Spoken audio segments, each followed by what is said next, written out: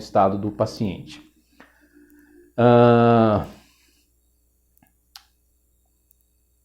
Nós vamos agora explicar, eu vou citar alguns exemplos desse conceito de telergia retirados da bibliografia que eu deixei aí na descrição do vídeo, ok?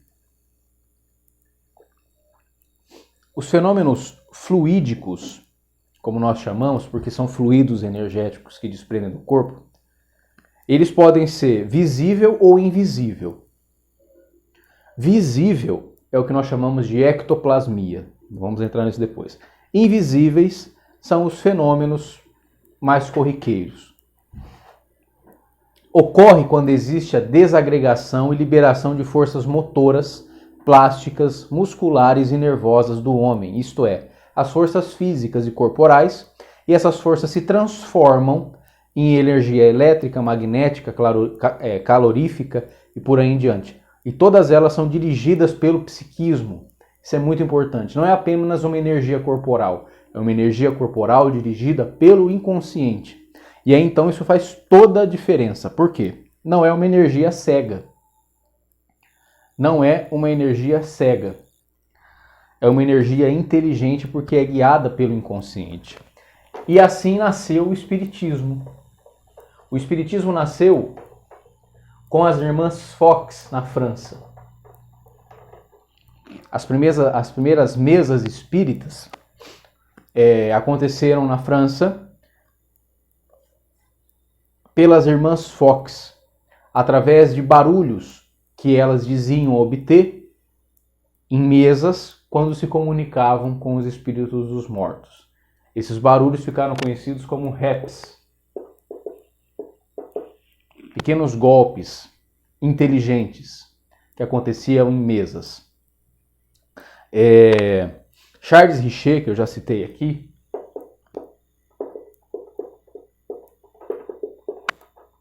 Prêmio Nobel em Medicina, analisou esses fenômenos de perto.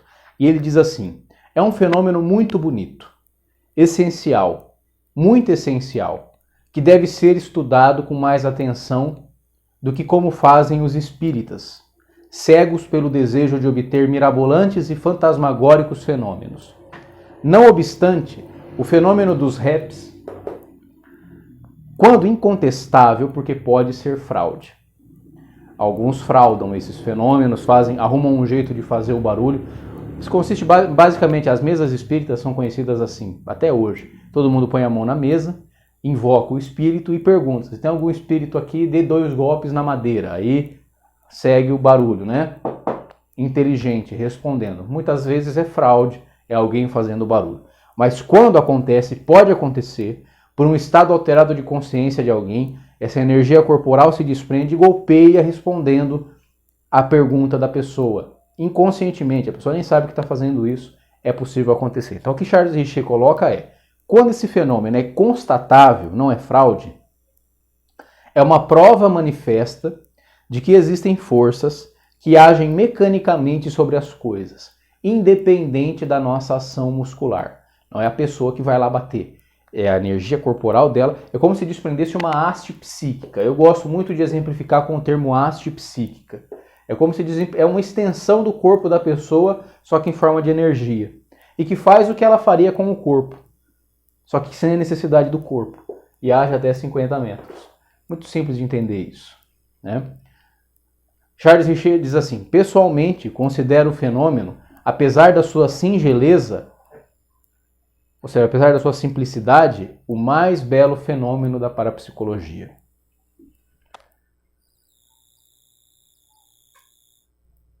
Vou ler para vocês o relato de como foi a primeira sessão espírita que aconteceu no mundo. A 2 de dezembro de 1847, o pastor metodista John Fox, com sua esposa e as suas 2 filhas pequenas, mudavam-se para uma casinha conhecida com o nome de Hydesville, em Nova York. A mãe, chamada Margaret, começou então a ouvir estranhos barulhos, semelhantes a pancadas, que partiam do quarto das filhas enquanto elas estavam acordadas. No dia 31 de março do mesmo ano, realizava-se a primeira sessão espírita. Margarete, com 8 anos de idade, e Cat, com 7 anos, deitada sobre a cama de madeira, a mãe perguntava ao espírito que dissesse a idade da filha. Ouvia-se 8 batidas, e após uma pausa, 7 batidas. E por último, 3, que correspondia aos de uma irmãzinha que falecera. A mãe ainda perguntava se era algum ser vivente que respondia às questões, mas não se ouvia barulho. Porém, ao perguntar se era uma alma ou um espírito do inferno, ouvia-se 2 barulhos. E assim estava inaugurada a primeira sessão espírita. Isso vocês encontram em qualquer livro sobre a história do espiritismo. Muitos anos mais tarde, as próprias irmãs Fox explicaram que era tudo truque. Ou seja, nesse caso ainda era truque das meninas, segundo o que elas mesmas disseram, mas o fenômeno pode acontecer. A irmã mais velha de ambas, Leia, de 31 anos, dizia que as meninas gostavam de pregar peças nela quando dormia, estralando os dedos da mão para produzir os ruídos misteriosos. Então, fazia isso estralando os dedos da mão sem ninguém perceber. Com o tempo, substituíram os barulhos pelos dedos dos pés. Sobre o espaldar da cama de madeira que lhe servia como caixa de ressonância. Tudo que você bate na madeira, o som sobressai. Com o tempo, foram ficando ambas as irmãs Fox verdadeiras especialistas em provocar os raps com esse sistema de truque infantil, inclusive estralando as articulações dos tornozelos e joelhos. As exibições públicas duraram 40 anos, sem que fosse descoberta a fraude. Em 1888, as irmãs, já velhas e viúvas, cansadas e cheias de remorso, se retrataram publicamente confessando que era tudo truque. O que não significa dizer que o fenômeno não pode acontecer. Ok? A primeira investigação científica sobre o assunto começou com uma comissão em Londres, iniciada em 1869 e concluída em 1871. Ainda nessa data, já se dava a primeira classificação do fenômeno com um nome chamado tipologia.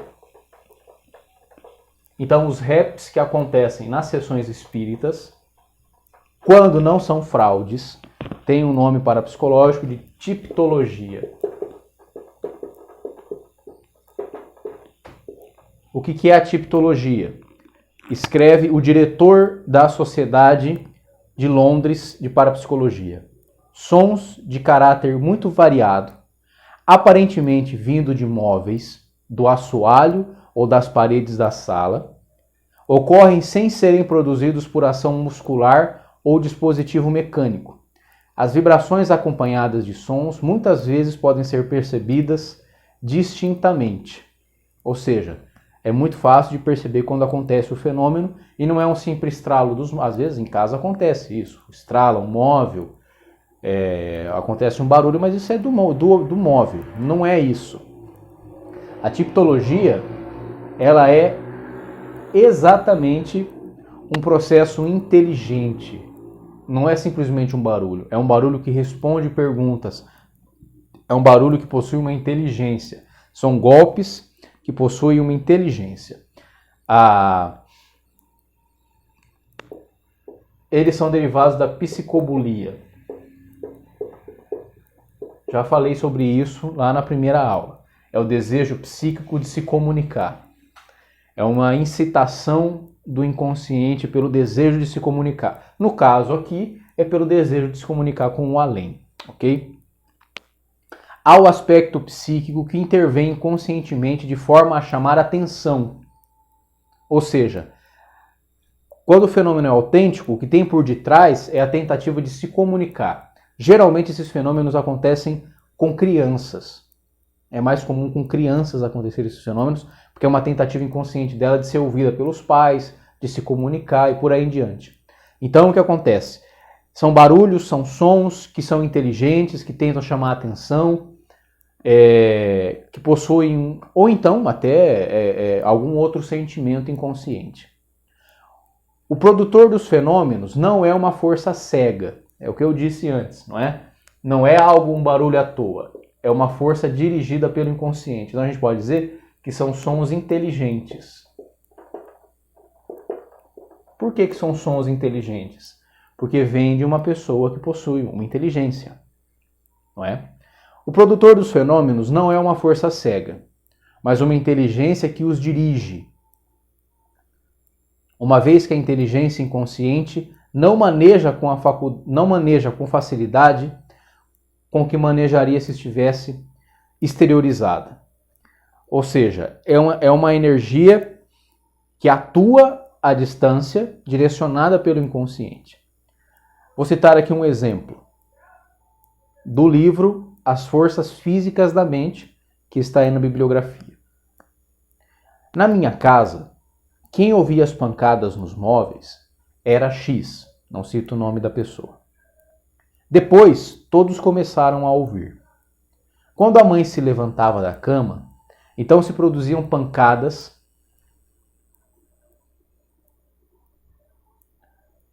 Nós vamos encerrar esse vídeo e nós vamos começar num próximo, por conta do tempo, ok?